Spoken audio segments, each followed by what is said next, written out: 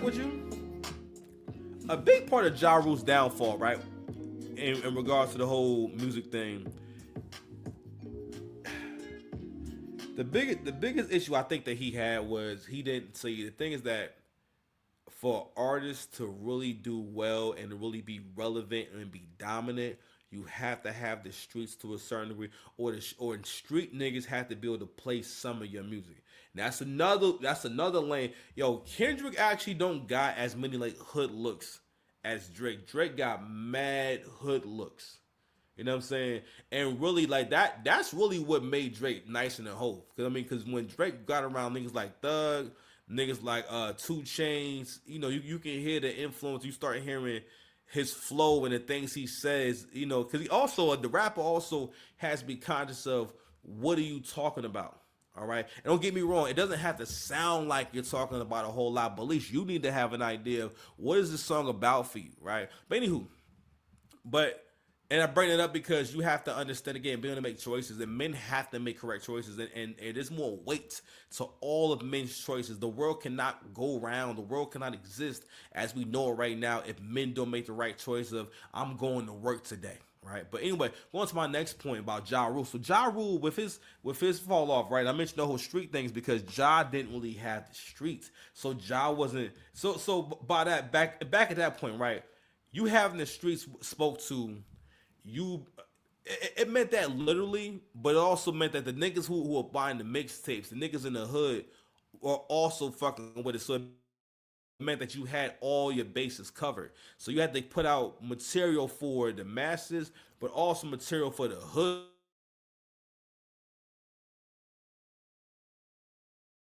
So wasn't doing so back then, right?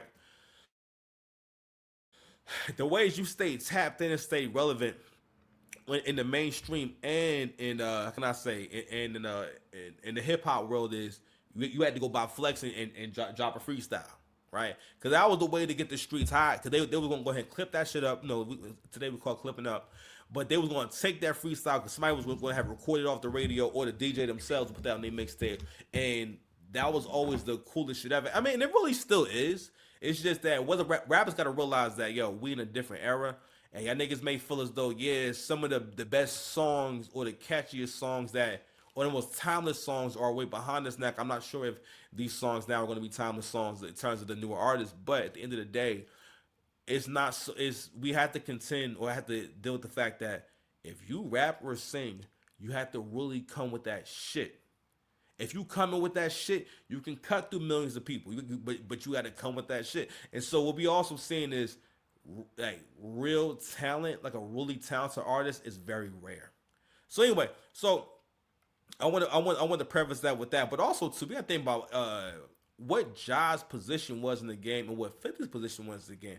By that point, right? If you think about it, if it's about service, if it's about getting the game hot, Ja had about 3 years of dominance in music. I mean, and for the most part, like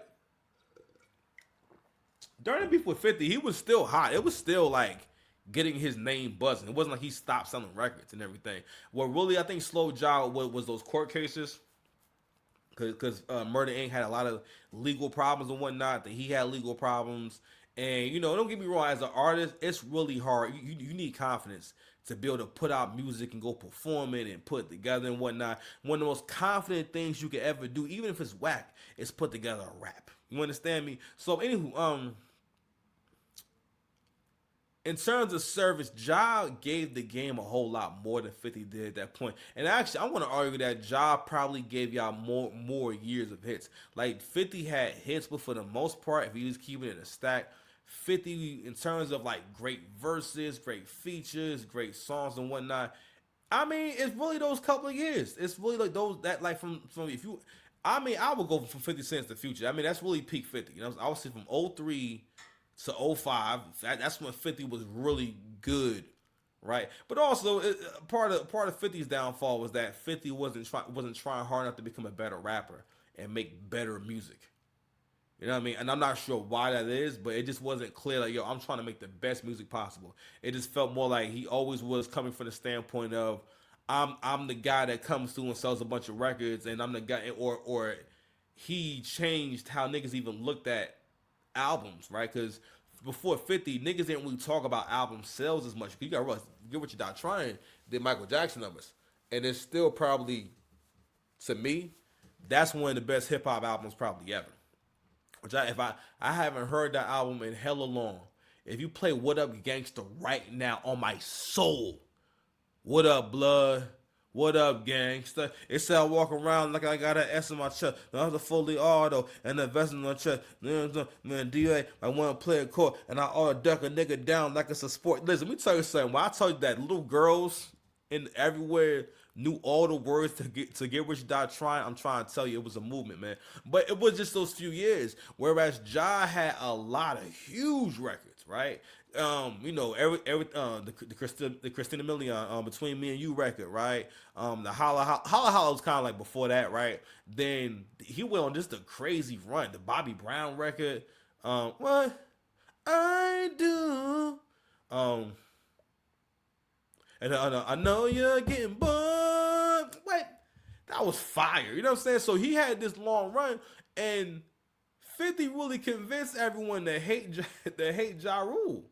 And I think a part of it was mostly, how can I say, this niggas hyping shit up and everything. But my point being is, this is a prime example of a black man providing something to you that was very useful to you, and actually giving you more quality product than someone else, and you being pushed into, how can I say, really a part of it was what made Ja more hateable was the fact that Ja was so successful at the time. Ja was one of the hottest rappers in the game at the time. Not only that, Ja was harmonizing, Ja was singing and everything. And 50 made y'all think that y'all didn't like when Ja was singing.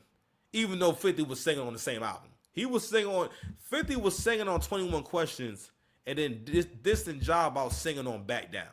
But anyway, so what we about to address is, so JaRule got into an altercation the other night. It was on the it was on the same. I'm sorry. It was at the backstage of the Monica concert. So I'm gonna go ahead and play it real quick and let him talk about it. Stage, sneak me, snuck a punch me from behind. Three tried to move. Let me go this way. Started rapping light. Start walking to the stage, sneak me, snuck a punch me from behind. Hold on, yeah. Three tried to move, sneak. Three, and I'm just saying, it happens. It can happen to anybody. You know, it happens to players too. You know, it happens to players too. You know what I'm saying? So anyway, don't get no points for that. No real points for that. Hold on, anyway, at that point, we scuffling. I'm gonna bring it back. Hot. Already diving across the mother, grabbing it. He tussling with it. I'm tussling with it. As I'm moving, back, I stumble over some shit. Back Joe is there. Rich is there. It's just a melee. He's grabbing me back. Who was Rich? Back and making sure, it's all right, trying to get between everybody that's going on. Security's coming. It's a melee. So anyway, it just kind of disperses and people disperse. Start walking to the stage. Sneak me. Snuck a punch me from behind. Three tried to move, sneak. Three. I'm gonna say right now, whoever these niggas was, they was dirty. All right, and I need more. Honestly, this shit makes more sense if Ja owed some niggas some money, like he had a bad car lot deal. You know what I'm saying? They was selling some used cars. Listen, they had a whole fleet of Honda Civics, and the deal went bad. The milk went bad. That makes more sense, but you gotta realize this is niggas. A part of what made Ja so hateable and what made it so easy to turn on Ja was Ja's success. Inherently, black people, this is 03, 04.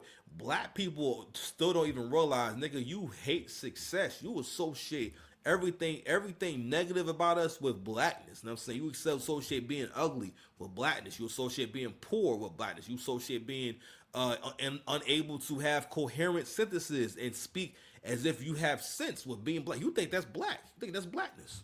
Don't get me wrong. I'm quite niggerish myself, but I provide balance. I'm a Libra. I don't believe in like the signs and whatnot, like the whole astrology thing, but I feel like Geminis make it a point to live up to whatever Gemini's supposed to be, and Libras. I don't know. I mean, I guess that's balance. Anyway, balance, whatever. But anywho, believe it or not, them niggas probably snuffed them upside the head. They probably snuffed them upside the head. Listen, let me tell you something. Back in '03, when Ja had the braids and he was at his most powerful, my nigga, you couldn't deal with Ja like you couldn't handle Ja back then. Yo, you had girls talking about how Ja was a sex symbol. Believe it or not, girls used to call this nigga a sex symbol. All right, I remember being in high school, and you know what? One of the first experiences you have with dealing with a guy with higher status than you, other than maybe the dude in your school, is seeing how girls will look at a rapper. Because they're under those lights, because they on that poster, it's hard for you to understand. Yo, they look a lot more appealing, lot more pop. I remember my girlfriend at the time telling me how handsome Cassidy was. You know what I'm saying? And I ain't saying nothing wrong with Cass. I'm just saying, like, if you told, how can I say? Yeah. If you told, a young girl, a girl that's like 14, 15, hey, back in the day, this guy was pretty popular, and like, yo, girls really liked him. You know what I mean? But anyway, so. But again, that hate, and also that hate in your bedroom, which kind of takes us to our next point. I'm gonna play a little more of this. It's not really much that we talk about. So, Ja was at the Brandy and Monica concert. They don't say who these guys are, but I just thought it was interesting to talk about, because again, black men are always dealing with other niggas hating on them, bro. Cause guys, let me tell you something. When you ain't got shit going on, you're never a target. When you not popping, you never a target. It's either on all fronts. If you got anything popping in life, you got a nice car, you got money coming in, you fucking with bitches, all that shit, you are a target. It's a target on your back. You need to watch your back. Everybody need to get their rap on. And I'm just saying, it happens. It can happen to anybody. Because this just went down. So I'm screaming and yelling, calling it. No, you're not. So Shit go. we eventually get to moving out of the building and get to the downstairs area, like the players area where they park, and then we leave out the building. Done deal. Nothing more to say. Right? But here's the crazy shit that I want to address since I'm here on this platform. I want to address this. I want to address how hip hop concerts and white concerts and country concerts, rock concerts and pop concerts are policed or secured. Like if I was Bruce Springsteen at the mother concert and get attacked in the back, you think the assailants could make it out of the building without getting arrested or something happening? I'm hot, of course, because this just went down. So I'm screaming and yelling. No, you're not. So that is a good point. We So eventually get to move. that is a really good point. And black men are the most unprotected entity in this country. Cause I'm like, now you think about it, that's a good ass point. You never hear about Bruce Springsteen or someone of his caliber. Because that's what Ja, like, bro, Ja can do a half hour, bro. Any nigga who can do a half hour joint for the people, especially for the age group that was around when they were like, when they were in their prime and stuff like that. Listen, people from 35 to 55, nigga, if you put on I Cry, We Cry, between me and you, you know what I'm saying? I mean, not the words like that. The shit with J-Lo, I mean, it's like, again, mad joints, clap back, you know what I mean? Again, only know the hook, you know what I mean? But still, you know what I mean? Like, either way, that works, you know what I mean? So, or the shit, the just Bobby Brown, like everything I just mentioned. Sorry. But, yeah, Ja can give you a strong half hour. From between the features, the joints, really an hour, honestly, 45 minutes. A lot of people, if you got, a lot of people will never have 12 minutes, 15 minutes of joints that they can give you. All right, that is a very rare thing if somebody has 15 minutes of good song. I believe Ja got a good 45 minutes, 30 to 45 minutes anywhere in the world, you know what I mean, where niggas know who he is. But that is a good point. But A part of that shit is, and this is the reason why JaRule can get the tap backstage. Honestly, is because also, unfortunately,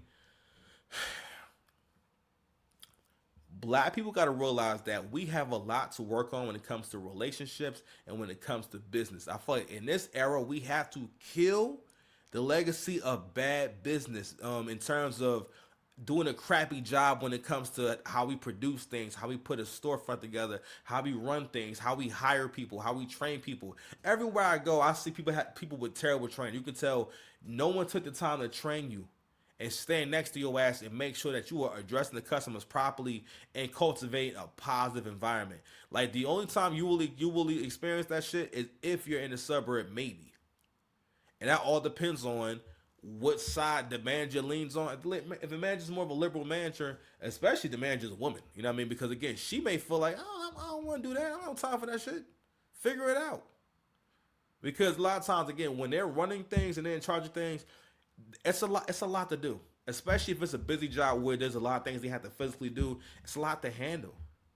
So taking that kind of time and care, everyone maybe can't do that, but I see it everywhere I go. You see associates that work places that will look you in the fucking face and not say hello, or when they deal with you, they deal with you or talk to you as if they kind of have an attitude, or basically like how someone sound when they get ready to give you some shit. That's the energy I get wherever I go. I very rarely go to a store and consistently everyone who works there makes me feel welcome. Except for like Starbucks. Listen, Starbucks, nigga, they probably give you